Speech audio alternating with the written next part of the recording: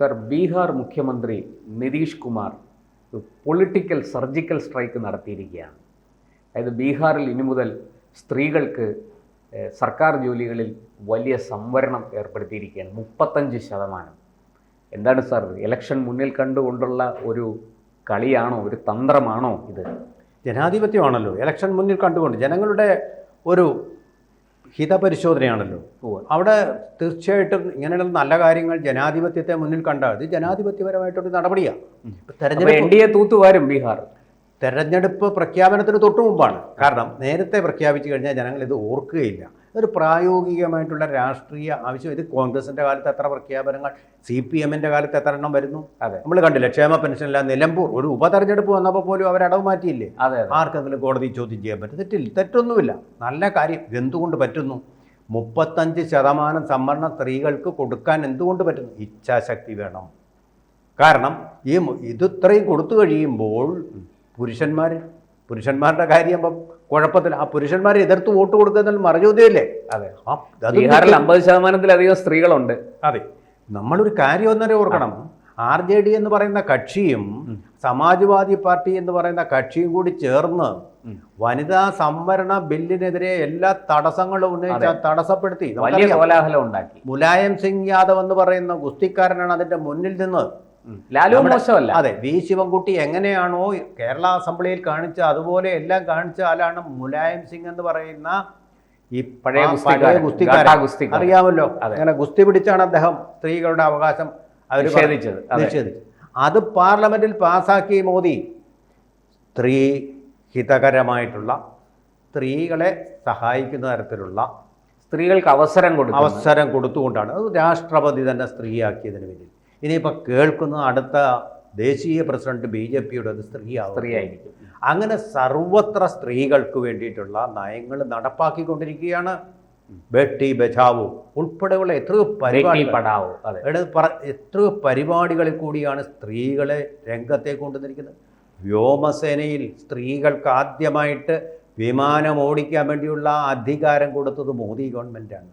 ഇന്ത്യയുടെ വിമാനം ഇനി പറത്താനുള്ള അവകാശങ്ങളും സ്ത്രീകൾക്ക് മോദി കൊടുത്തു. ഈ ഭാരത സ്ത്രീ എന്നുള്ള സങ്കല്പം, ഭാരതത്തെ ഒരു സ്ത്രീ നയിക്കുമെന്നുള്ള സങ്കല്പത്തിലേക്ക് കൊണ്ടുവരികയാണ്. അതിൻ്റെ ഒക്കെ കൂടി ഒരു തുടക്കം, ആദ്യത്തെ ചുവടുവെപ്പാണ് ബീഹാറിൽ സർക്കാർ ജോലികളിൽ 35% സംവരണ സ്ത്രീകൾക്ക് ചരിത്രത്തിൽ ആദ്യമായി ഇന്ത്യയിൽ ബീഹാറിൽ നടപ്പാക്കുന്നത്. ഒന്നാമത്തെ കാര്യം നമ്മൾ ശ്രദ്ധിക്കേണ്ടത്, സ്ത്രീകൾക്ക് സർവത്ര എല്ലാ മേഖലയിലും നമ്മൾ മുന്നോക്കം കൊണ്ടുവരികയാണ്.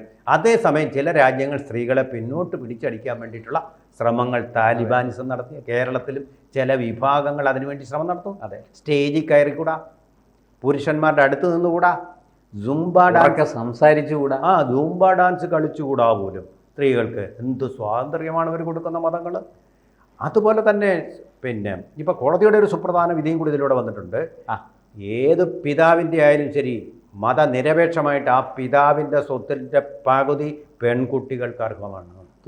തുല്യാവകാശമാണ്. ആണും പെണ്ണും മാത്രമാണെങ്കിലാണ് ഈ പറഞ്ഞത് പകുതി. അല്ലെന്നുണ്ടെങ്കിൽ തുല്യമായിട്ട് വീതം വെച്ച് എല്ലാവർക്കും അവകാശമാണ്. ഇതൊന്നുമില്ലാതെ നരകിക്കുന്ന സ്ത്രീകൾക്ക് വലിയൊരു, അവരുടെ എണ്ണം വളരെ കൂടുതലാണ്.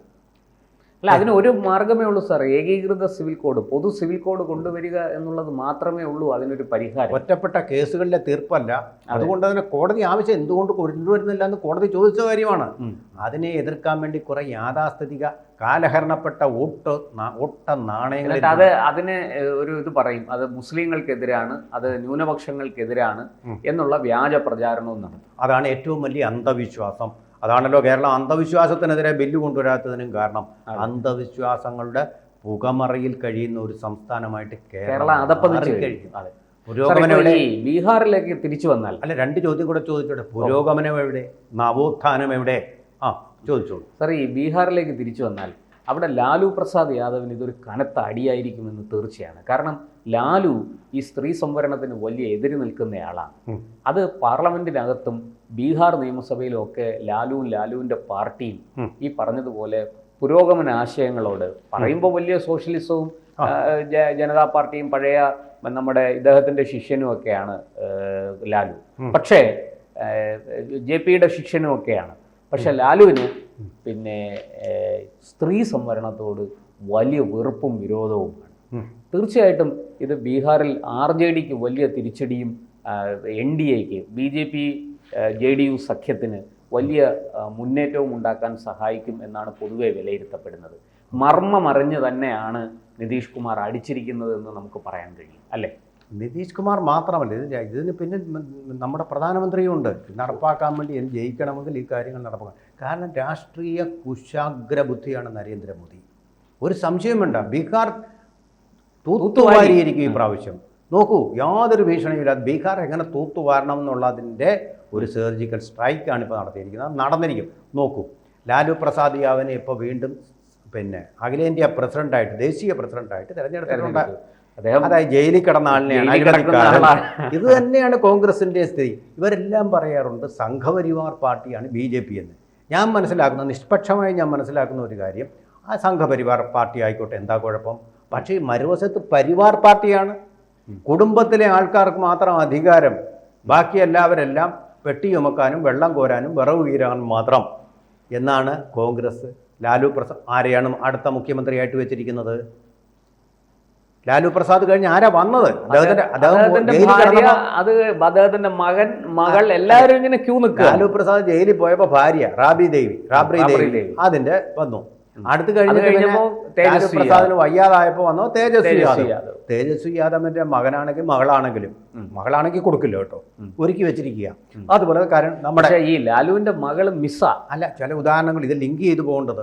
ഒന്ന് കരുണാനിധിയുടെ മകൻ സ്റ്റാലിൻ വന്നിട്ട് ഉദയനിധി സ്റ്റാലിൻ ഇപ്പോൾ കൊച്ചുകുട്ടിയായിട്ടുണ്ട്. അടുത്ത മുഖ്യമന്ത്രിയാക്കാൻ ഉദയനിധിമാരൻ്റെ മകനെ തയ്യാറാക്കി.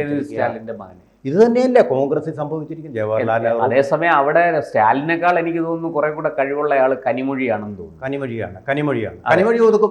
അതുപോലെ തന്നെ തേജസ്വി യാദവിന്റെ മറ്റൊരു പുത്രനുണ്ട് ഇതിനേക്കാൾ കഴിവുള്ള ഒരാൾ, ലാലു പ്രസാദ് യാദവിന്റെ. അയാളെ ഒതുക്കി വീട്ടിൽ നിന്ന് പുറത്താക്കി, പാർട്ടിയിലെ അംഗത്വം.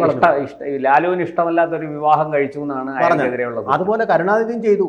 സ്റ്റാലിനേക്കാൾ തമിഴ്നാടിനെയും പിന്നാക്കക്കാരെ അറിയാവുന്ന അഴഗിരിയെ മധുരയിലെ ഒഴിവാക്കി. നമുക്കറിയാമല്ലോ. അതെ, അത് ഇതുപോലെ സിമ്പിളനല്ല, ഇംഗ്ലീഷ് അറിയത്തില്ല, ഇതാണ് കാര്യം.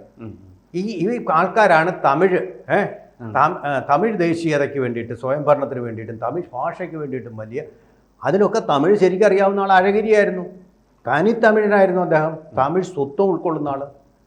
അദ്ദേഹം പുറംപോക്കിലേക്ക് തള്ളിയില്ലേ, ഒതുക്കിയില്ലേ. ഇവിടെ അഴഗിരിയുടെ പേര് കേൾക്കാനുണ്ടോ ഇപ്പോൾ? അല്ല, കനിമൊഴി അങ്ങനെയാണ് MP സ്ഥാനം കൊടുത്ത് ഡൽഹിയിലേക്ക് പറഞ്ഞു വിട്ടു. പിന്നെ തമിഴ്നാട്ടിൽ ശല്യമില്ല. ഇപ്പോൾ ഒരു അംഗീകാരം കൊടുത്തു നരേന്ദ്രമോദി. റഷ്യയിലേക്ക് പോകാൻ വേണ്ടിയിട്ട് ഒരു അംഗീകാരം, അവരുടെ കഴിവ് തെളിയിക്കാനുള്ള അംഗീകാരം കൊടുത്തു. മനസ്സിലായി? അപ്പോൾ അതുപോലുള്ള പരിവാർ പാർട്ടികളുടെ ഒരു ഭാഗമാണ് ലാലു പ്രസാദ് യാദവ് എന്ന് പറയുന്ന ആള്. പിന്നെ അയാൾ ബീഹാറിൽ ഒരുപാട് പിന്നാക്കക്കാരുണ്ടായിരുന്നു പണ്ട്. നിതീഷിന്റെ ഭരണം കൊണ്ട് അവരെല്ലാം ഇപ്പോൾ മധ്യവർഗ വിഭാഗങ്ങളായിട്ട്, സാമൂഹ്യമായും സാംസ്കാരികമായും സാമ്പത്തികമായും അവർ മുന്നേറുന്ന കാഴ്ചയാണ് കഴിഞ്ഞ ഏതാണ്ട് ഒരു 15 വർഷത്തിലധികമായിട്ട്. 15 അല്ല, 20 വർഷമാകുന്നു. 2026 ആകുമ്പോഴത്തേക്കും 20 വർഷമാകും. 20 വർഷമായിട്ട് നമ്മൾ ബീഹാറിൽ വലിയ മാറ്റങ്ങൾ കാണുന്നുണ്ട്. അതുപോലെ സാർ, സമയം കഴിഞ്ഞു. ഒരു കാര്യം കൂടെ പറഞ്ഞുകൊണ്ട് നിർത്താം. നോക്കൂ, ആ ബീഹാറിൻ്റെ നവജാത പുത്രനാണ്, പുതുതായിട്ട് വന്ന ആളാണ്, പുതിയ തലമുറയിലെ ആൾ. എന്താ പറഞ്ഞത്?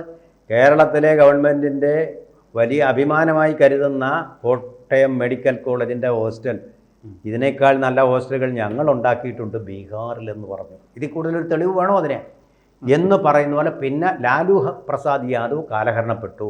പഴയതുപോലെ പിന്നാക്കക്കാരില്ല അവിടെ. ബംഗാളിൽ എങ്ങനെ മാർക്സിസ്റ്റ് പാർട്ടി കാലഹരണപ്പെട്ടോ അതുപോലെ ലാലു പ്രസാദും അദ്ദേഹത്തിൻ്റെ പരിവാരവും കാലഹരണപ്പെട്ടു. എന്തുകൊണ്ട്? മോദിയുടെ നേതൃത്വത്തിൽ തീവ്രമായിട്ടുള്ള മുന്നേറ്റം, സാമ്പത്തിക സഹായം കൊണ്ടാണത്. പാക്കേജ് കൊടുത്തല്ലോ. അല്ല, ബീഹാർ സ്പെഷ്യൽ പാക്കേജ് വളരെ മുന്നോക്കം പോയി. ഒരു സ്കൂളില്ലാത്ത ഒരൊറ്റ ഗ്രാമം പോലും ഇന്ന് ബീഹാറിലില്ല.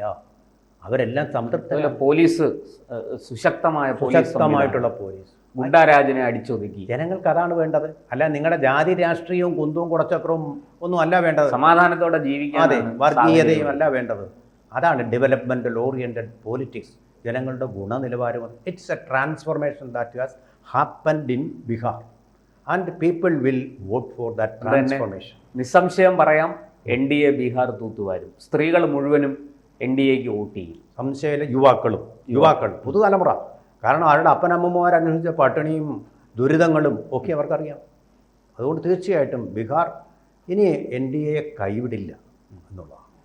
കൂടുതൽ വാർത്തകളും വിശേഷങ്ങളും നിങ്ങളിലേക്ക് എത്താൻ ABC മലയാളം സബ്സ്ക്രൈബ് ചെയ്യുക, ബെൽബട്ടനും അമർത്തുക.